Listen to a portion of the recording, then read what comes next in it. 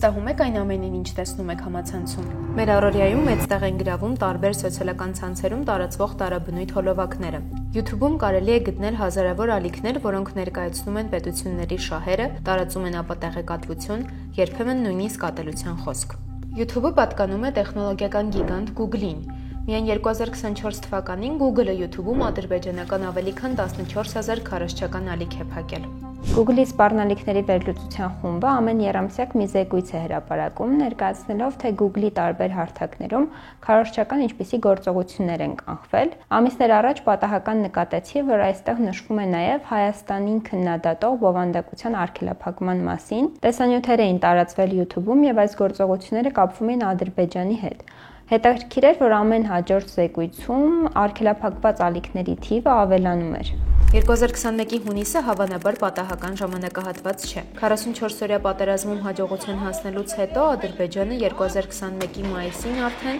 Հայաստանի Հանրապետության սուվերեն տարածքի նկատմամբ ագրեսիայի դիմեց եւ Սյունիքի ու Գեղարքունիքի մարզերում մի շարք կարևոր ռազմավարական բարձունքներ գրավեց։ Ադրբեջանական ագրեսիան շարունակվեց նաեւ հետագայում, որն ուղեկցվում էր տեղեկատվական պատերազմով։ Google-ի սպառնալիքների վերլուծության խումբը 2021 թվականին պարզել էր, որ YouTube-ում իրենց հայտնաբերած օրինակները նման են Facebook-ի բացահայտումներին։ 2020 թվականի հոկտեմբերին 44-օրյա պատերազմի ժամանակ Facebook-ը կեղծ օգտահաշիվներով քարոզչություն տարածող ադրբեջանական ցանց էր բացահայտել։ Հրապարակումներն ու մեկնաբանությունները հիմնականում ադրբեջաներեն էին, նաև ռուսերեն ու անգլերեն։ Քարոզչական ցանցն անդրադառնում էր տեղական ու տարածաշրջանային թեմաներին, այդ թվում հայ-ադրբեջանական հակամարտությանը։ Քարոզիչները գովերգում էին Ադրբեջանի նախագահին ու նրա իշխող կուսակցությանը, դավաճանության համար մեղադրում ընդդիմադիր գործիչներին, հերքում Ադրբեջանում մարդու իրավունքների խախտումների մեղադրանքները։ Facebook-ից հետո Google-ն էլ որոշեց խոշորացույցի տակ առնել ադրբեջանական քարոզչությունը եւ եթե առաջին տարում 2021 թվականին ընդամենը 33 ալիք էր արգելափակվել, ապա նախորդ տարի 2024-ին այս թիվը հասավ 14000-ի, սա ընդհանուր ծավալի 87%-ն էր։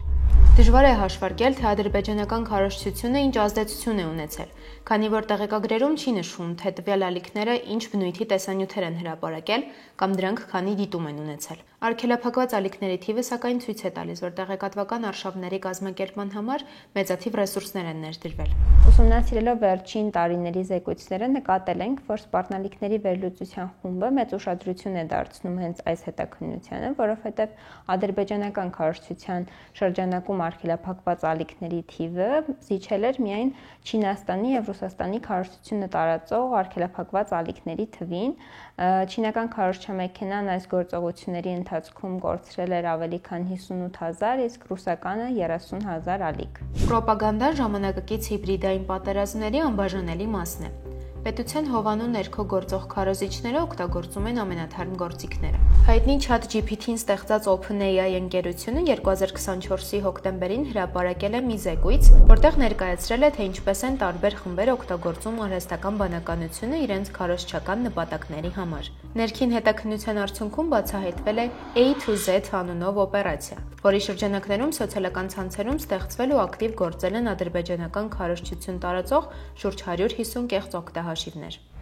Ըստ OpenAI-ի զեկույցի, օպերացիան իրականացնող խումբը գործել է ԱՄՆ-ից։ Օպերացիայի նպատակը եղել է Ադրբեջանի դրական իմիջի ստեղծումը արտերկրում։ Քարոզչական նյութերը տարածվել են տարբեր լեզուներով, այդ թվում հայերեն։ Շատ ավելի կարևոր է այսօրվա աշխարհում ոչ թե նույնիսկ ինչ եք դուք տեսնում, ոչ թե կոնտենտը, բովանդակությունը, այլ ավելի կարևոր է թե որ աղբյուրից է դա գալիս։ Երբ որ կտեսնեն, որ օրինակ հայտնվեց ինչ-որ նոր այդ YouTube-յան ալիք, որտեղ սենսացիոն տեսանյութ է, որտեղ Ամերիկայի նախագահը հերթական ինչ-որ մի բան է ասում, մարդիկ կհասկանան, որ չնայած Ամերիկայի նախագահը որտեղով պաշտոնական եւ YouTube-յան ալիքներով բոլոր տեղում տարօրինակ բաներ ասում, բայց այս մեկը քանի որ իսկական աղբյուր է, այստեղ իսկապես ինքն է, իսկ մյուս արհեստական բանականությամբ գեներացված։ Արհեստական բանականությամբ գեներացված բովանդակությունը լայն տարածում ունի Facebook-ում, X-ում եւ այլ սոցիալական հարթակներում։ Պետք է հասկանալ սոցիալական հարթակների ֆիլտրերն ու արգելափակման մեխանիզմները բավականաչափ արդյունավետ են, թե դրանք ունեն խոցելի տեղեր, որոնցից օգտվում են քարոզչական ցանցերը։ X-ից բացի, որտեղ այլ բան է կատարվում, սոցիալական հարթակները ունենում են իրենց անվտանգության թիմերը, որոնք ուսումնասիրություններ են անում եւ նույնիսկ երամսյակային կտրվածքով հաշվետվություններ են հրապարակում եւ սկսել են նույնիսկ ավելի արդյունավետ հայտնաբերել խարդախություններ, հարձակումներ, ապատեղեկատվական հարթակներ։ Քարոզչությունը եւ կեղծ լուրերի տարածումը հզոր զենքեր են ավտորիտար եւ ոչ ժողովրդավար երկրների ձեռքում։ Պրոպագանդայի տեսքով կեղծ լուրերի տարածումը միայն սոցիալական կայքերի եւ տեխնոլոգիական ընկերությունների խնդիրը չէ։ Ադրբեջանը ակտիվորեն օգտագործում է ռեսուրսները ձևավորելու միջազգային հանրության ընկալումները։ Այս պայմաններում անհրաժեշտ է ոչ միայն արձագանքել ապատեղեկատվությանը, այլև ապահովել որակյալ, ճշգրիտ եւ հասանելի տեղեկություններ Հայաստանի մասին։ Այս խնդիրները իրական լուծման կարիք ունեն, որտեղ այստեղ իհարկե մենք թերանում ենք եւ պարզ է, որ Ադրբեջանը ունի շատ մեծ ռեսուրսներ ու գումարներ եւ փորձում է Ադրբեջանի օգտին քարոզչական նյութեր տեղադրել այստեղ այնտեղ եւ պիտի մենք էլ փորձենք Հայաստանը փորձի համարժեք արձագանքել կամ եթե նույնիսկ չարձագանքել առհասարակ Հայաստանի մասին տեղեկատվությունը հնարավորինս շատ հասանելի դարձնել։ Եվ նաև հայաստանյան գրադարաններ օրինակ պիտի ամեն ինչ անեն, որպեսզի հնարավորինս շատ տեքստեր Հայաստանի մասին հայալեզու լինեն հրապարակային հասանելի։ Այդ առումով եւ համալսարանները տեղ ունեն անելու եւ մեր տարբեր գիտական հաստատությունները եւ փորձագիտական մեր տարբեր խմբերը, կառույցները։ Այսօր կարևոր է հասկանալ եւ տարբերակել սոցիալական ցանցերում տարածվող տեղեկությունները։ Դրանք հաճախ կարող են կեղծ լինել եւ օգտագործվել քարոզչական նպատակներով։ Տեղեկատվական անվտանգության ապահովումը պետության պարտականություններից է, հատկապես հիբրիդային պատերազմի ընթացքում։ Ադրբեջանական քարոզչությանը դիմակայելու համար փաստեր ստուգողների եւ անկախ լրագրողների ջանքերը բավարար չեն։ Անհրաժեշտ են ավելի արդյունավետ քայլեր, որոնք այս պահին գրեթե չկան։